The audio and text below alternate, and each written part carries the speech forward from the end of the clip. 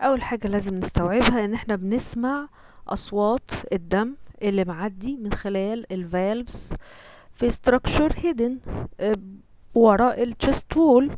وبالتالي لازم نفهم الهارت ده محطوط ازاي within the chest cavity. زي ما احنا شايفين كده الموست anterior structure هو الرايت اتريا والرايت ventricle وما بينهما tricuspid valve، ووراهم posteriorly ال left atria and ventricle. طبعا كلنا خدنا في المحاضرات اللي فاتت ازاي نعد الريبس، لان اي مكان هنتكلم عنه وهنسمعه لازم نكون عارفين عشان نحدد اي نقطة لازم نحددها بإحداثي طولي وإحداثي عرضي. الإحداثي العرضي هو الريب سبيس، والإحداثي الطولي هو السنترال لاين، البارسترنالز، الميد كلافيكولار، anterior axillary, mid and posterior axillary lines. regarding الكاردياك orientation اللي احنا قلنا عليه، كل مكان للهارت بنسمع فيه فالف معين، وبالتالي كل مكان له اريا معينة زي ما انتم شايفين في الرسم. ولأن زي ما اتفقنا هي مجرد أصوات بتنتقل في ميديا وانا بسمعها بالسماعة بتاعتي، ففي بوزيشن معين ممكن يسمعني صوت احسن من غيره، زي الليفت لاترال ديكيوبيتس بيسمعني الميترال فالف، واللينينج فورورد مع الاكسهاليشن اللي بيحسن لي الاصوات اللي طالعة من الاورتيك فالف. من زمان والناس بتسمع اصوات الرياح، اصوات المية في ماسورة او ففكرت انها تسمع اصوات الهارت. بدءا من محاولات المتواضعة دي وبدأ التطور زي ما انتم شايفين لغاية ما وصلنا للسماعة اللي في ايديكم. الدياجرام ده بيشرح الكاردياك سايكل بدون تفاصيل طويلة. الخط الأحمر ده بيعبر عن الفنتريكولار بريشر. الدم بيطلع زي ما انتم شايفين كده في السيستول، فلو نزلنا بعينينا تحت هنلاقي الخط الأخضر ان السيستول ده المسافة بين first heart sound و second heart sound. طيب ننزل للخط المقطع اللي مكتوب عليه A و C و V، ده الفينوس ريتيرن اللي راجع اللي هو الاتريا. يعني الاتريا لما يملى دم ويبدأ ينقبض بيعمل ساوند، فلو نزلنا تحت هنلاقي ان الاتريال كونتراكشن كوينسايد مع الاس 4. وبعد كده بعد ما الدم طلع من الليفت فنتركل يبدأ يتملي تاني، وهو بيتملي مفروض ان الكلام ده بدون اصوات. لو حصل ان الكلام ده بقى له صوت بيطلع ما يسمى بالاس 3. فالسيستول هو المسافة between S1 and S2. ال S4 is a pre-systolic or late diastolic sound. لازم يكون معاه atrial contraction، يعني لازم العيان يبقى sinus، وهو كمان ممكن يتقال عليه pre-systolic sound. ال S3 sound abnormal ويحصل نتيجة ال left ventricular failure أثناء ال left ventricular filling. ناخد دي بريز ونرجع نبص بصة على اللي احنا قلناه في السلايدز الجاية. القواعد الأساسية للأوسكالتيشن، لا تخف ولكن احذر.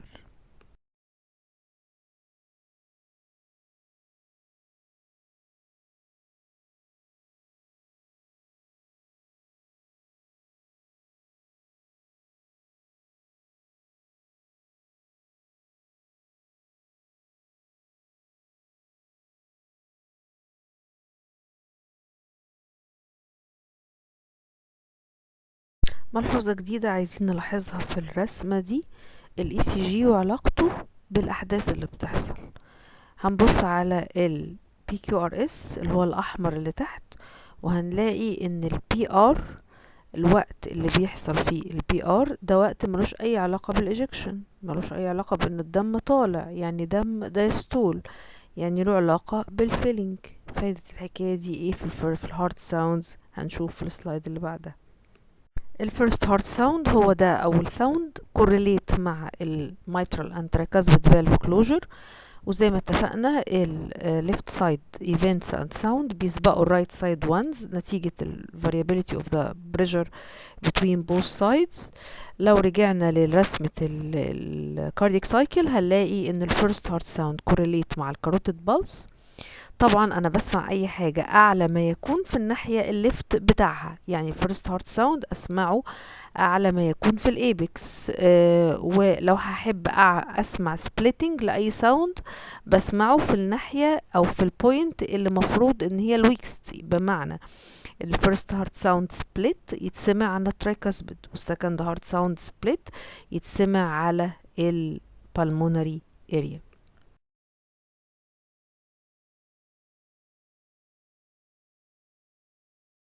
ودي اسباب ال difference في intensity في الفيرست هارت ساوندز، وبنزود عليهم ال variable intensity لما يبقى في variable filling في ال AF وال complete AV dissociation في ال complete heart block.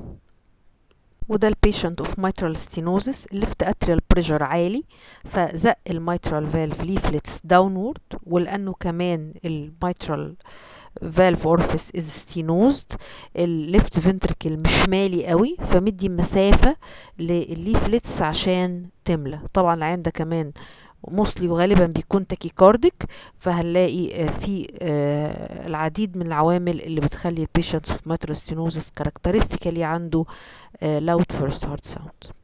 second heart sound بيتسمع عند base of the heart نتيجة closure of the pulmonary and aortic valve for right second و left space. normally it split، والسبليتنج بتاعه ينفع يتسمع على عكس ال first heart sounds. وطبعا زي ما اتفقنا بنسمعه عند الحتة اللي فيها الساوند weaker، يعني عند البلمونري اريا. يعني فين؟ يعني عند left second space. طيب ايه العوامل اللي ممكن تأثر على السكند هارت ساوند؟ اول حاجة الشيست وول، زيه زي اي ساوند ممكن يكون طالع من الهارت.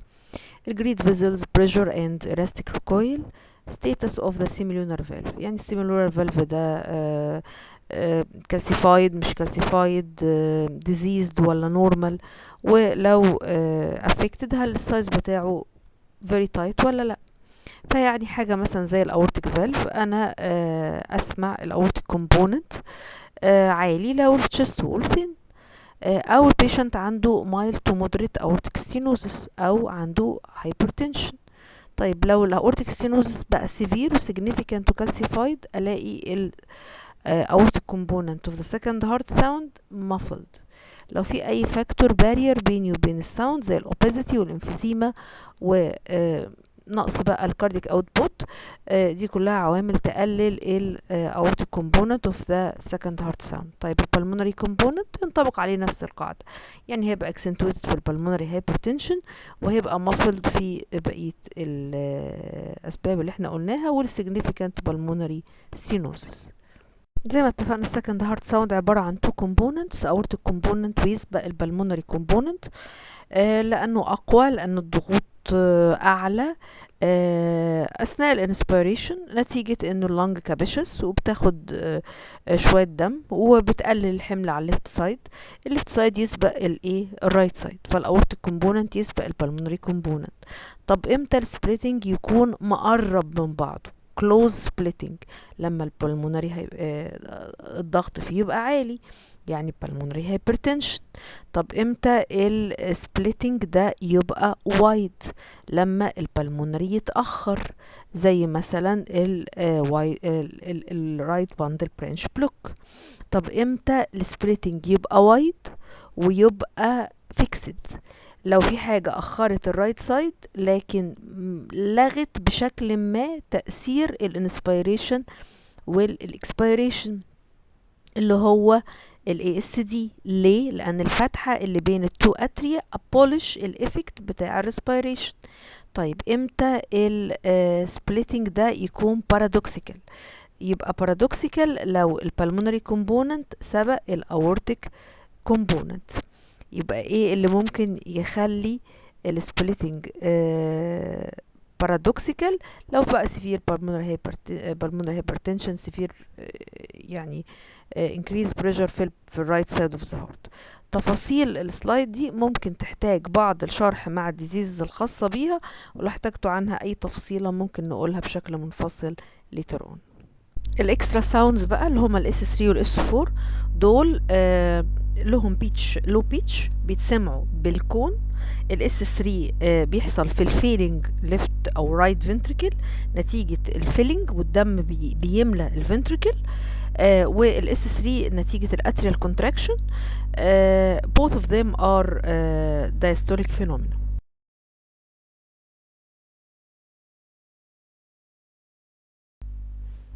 اول حاجه في السيستوليك ساوندز اللي هو السيستوليك ايجكشن اند نون ايجكشن كليك.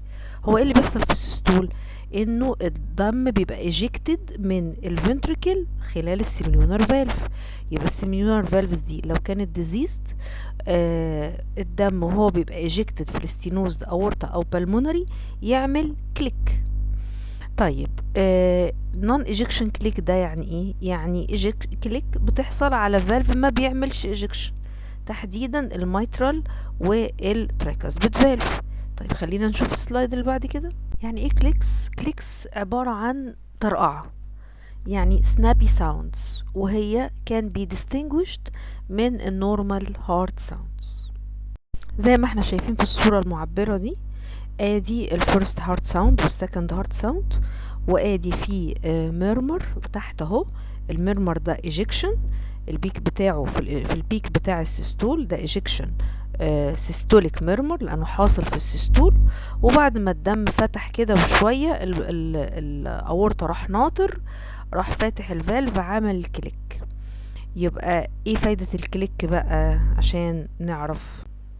اول شيء وجود الكليك يساوي ان الاستينوزس فالفولر، لانه الاستينوزس في الاورطه ممكن يكون سب فالفولر او سوبرا فالفولر، وفي هذه الحاله لن يكون هناك كليك.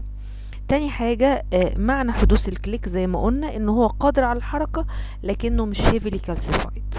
تالت حاجة انه لو انا كنت بتابع حالة وكنت سامع فيها كليك بشكل واضح وبعد كده الكليك disappeared، ده معناه ان الديجري اوف stenosis بقت اعلى. طيب ايه النون ايجكشن كليك دي؟ عندنا ديزيز اسمه الميترال فالف برولابس. الميترال فالف بيبقى طويل كده، ف during systole لما الفنتريكل بيكونتراكت بيزق الميترال فالف ليفلت الكبيرة دي، يزقها في الليفت اتريا، فوهي بتتزق كده بتطرقع بتعمل اصوات. ممكن نون ايجكشن كليك تبقى early او mid او late، وان كان اكثرهم شهرة mid to late systolic كليكس. وزي ما اتفقنا انها بتحصل في الميترال فالف برولابس وتراكاسبيد فالف برولابس بنفس الميكانيزم. اسباب تانية للطرقعة للكليكس: بروثيسيس، الميتاليك بروثيتكس فالف، او الاكسترا كاردياك كوزز زي النيوموثوركس. ده عشان انتوا شاطرين لازم نقول لكم ديفرنشال حلو. طيب في اكسترا ساوندز تانية ممكن نسمعها. ايوه ممكن نسمع اصوات في الدايستولي زي الاوبننج سناب، التيومر بلوب، البريكارديال نوك. يلا نمسكهم واحدة واحدة.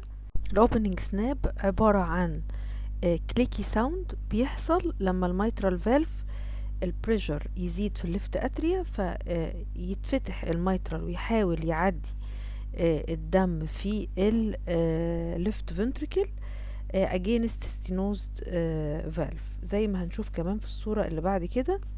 لو بصينا تحت على الرسمة هنلاقي ادي الفيرست هارت ساوند والسكند هارت ساوند، وبعدين الدم معداش الا لما حصلت الكليك، لان الكليك دي opening snap opening sound، وبعدين الدم معدي اهو يعني بتاع الاستينوزس، وادي الميترال ستينوزس الدم عدى بعد الاوبننج سناب. طبعا لو لاحظنا هنلاقي فيه كده زيادة في الفلو في اخر الشكل، ده معناه ان العيان ده ساينس وانه ده دايستوليك ساوند، وبعدين حصل بريسيستوليك اكسنتويشن زي ما درسته او هتدرسه في الميترال ستينوزس. للاوبننج سناب فوائد كتيره، اقدر بوجودها اشخص وجود ميترال ستينوزس، اقدر افرق بينها وبين بين الميترال ستينوزس كونه سبب لهذا الدايستوليك ميرمر ولا سبب تاني. اقدر اتابع بيها المريض. علاقتها بالسكند هارت ساوند علاقة عكسية. يعني لو رجعنا للصورة اللي بعدها هنلاقي انه لما البريشر يزيد الانترفال يقل، وبالتالي كل ما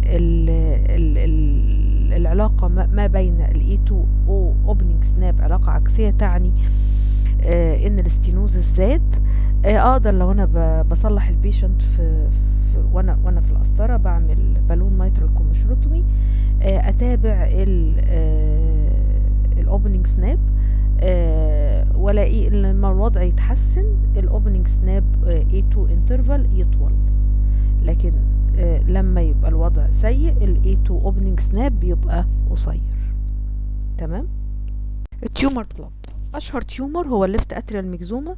ده عبارة عن ماس بتبقى برولابسد واتاتشد لبيديكل في الانتر اتريال سيبتوم، لما بتتحرك جوه الليفت اتريا واحيانا تبرولابس جوه الليفت فنتريكل يحصل بسببها ساوند. الساوند ده دايستوليك، ليه؟ لان هو ده الوقت اللي الدم بيتحرك فيه من الاتريال للفنتريكل، فسواء هي برولابسد ولا مش برولابسد هتعمل صوت في الدايستول. طبعا الصوت ده variable in intensity، variable in loudness، ممكن يكون intermittent، ممكن يكون postural على حسب ما العين اتحرك، على حسب ما التيومر اتحرك، ملوش علاقة ثابتة مع السكند هارت ساوند على عكس الاوبننج سناب. another sound the precardial knock، ده بيحصل في الكونستريكتيف بريكاردايتس في الرابid filling phase، وبيست هيرد في اللور ليفت sternal border، في الباراسترنال بوردر. يعني beyond your scope، لكن هو واحد من differentials.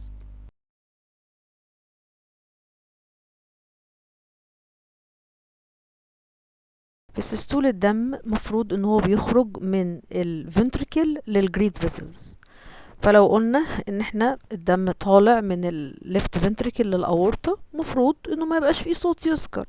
لو بقى صوت عالي يبقى aortic stenosis. لو الدم رجع اثناء السيستول من الليفت فنتريكل للليفت اتريا، او لقاله سكة من الليفت فنتريكل للرايت فنتريكل، كل ده ينتج عنه sounds تحدث في السيستول. يبقى لو قلنا ايه هو differential diagnosis of systolic murmur، يبقى ايه؟ aortic stenosis، mitral regurgitation and VSD. طيب وفي الدايستول مفروض الدم يعدي من الليفت اتريا للليفت فنتريكل. طيب لو لقى صعوبة يحصل صوت اللي هو في mitral stenosis، طيب مفروض يكون الأورطة قافل. طيب لو الأورطة ما قفلش كويس يبقى عندنا صوتين يحصلوا في الدايستول، او mitral stenosis والاورتيك ريجيرج. according للأورينتيشن اللي احنا قلناه، كل murmur له site of maximum intensity and radiation. يعني مثلا الميترال فالف بيتسمع عند الابيكس، ممكن يراديت to the axilla or to the parasternal. الاورتيك ساوندز ممكن تراديت to the base of the neck، وممكن الأورطة وهو نازل يراديت to the apex. وهكذا نفس الوضع ينطبق على البلمونري. الكواليتي اوف ساوندز بتعتمد على الانتنستي وعلى الفيز اللي بتحصل فيها، ولأن الموضوع كله ميوزيكال وكل الموسيقيين بيحبوا يسموا النغمات بتاعتهم، فالسيستوليك ساوند بتختلف على حسب قوتها من بلوينج إلى هارش، واحيانا ميوزيكال اللي هو السيجال اوف اندوكاردايتس. الدايستوليك ساوند ممكن تكون بلوينج برضو لان الانتنسيتي بتاعتها اقل شوية، او رامبلينج زي حالات الميترال ستينوزس. الكونتينوس ميرمر دايما لانها كونتينوس عاملة زي المكنة كده، ماشين لايك، هي كلها اسماء بنعرفها بعد ما ندرس ونسمع الاصوات. الصوت والانتنستي والبيتش بيعتمدوا على السيفيريتي فلو والبريشر جريدينت وحالة الميوكارديال كونتراكشنز. الميرمرز بتتقسم الى 6 جريدز according لقدرتنا على سماعها، من 1 ل6. وعند ليفل 4 اللي هو لما نقدر ان احنا نسمع الميرمر ونحس معاه الثريل، يبقى ده معناه انه الستينوزس حاجتين، انه اورجانيك وانه فالفولر.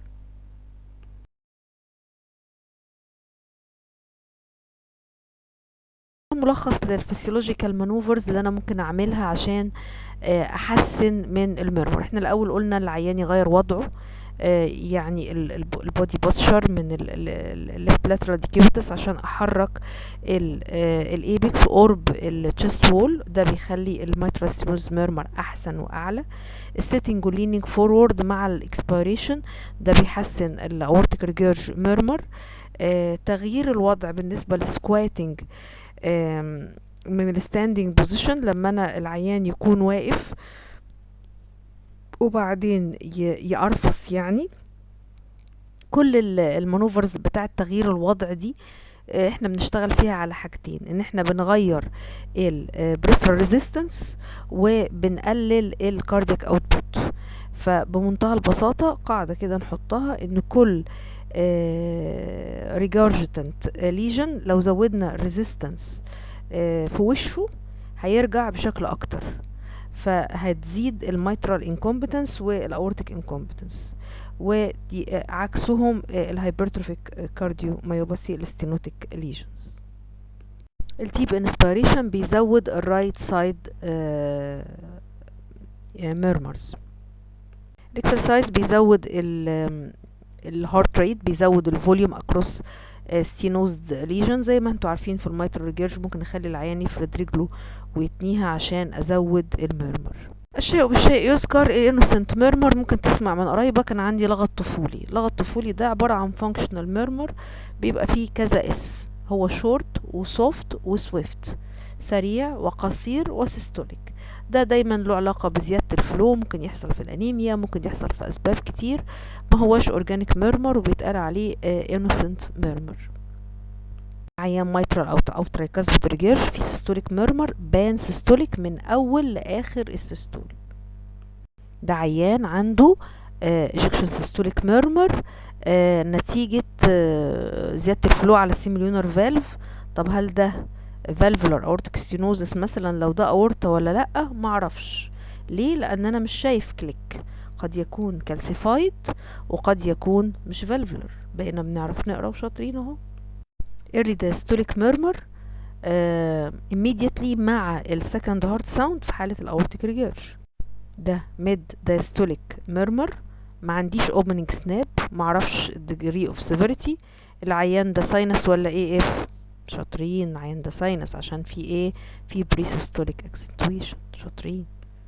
continuous machinery murmur ده بيحصل في حالات البي دي نتيجة ان في شنط بين الاورطة والبلمونري، ودي متصلة طول الوقت سواء سيستول او دايستول. في النهاية بسيبكم مع الجملة العظيمة الأسلر العظيم: To study disease without a book is to sail in uncharted sea, while to study a book without a patient is not to go to the sea at all.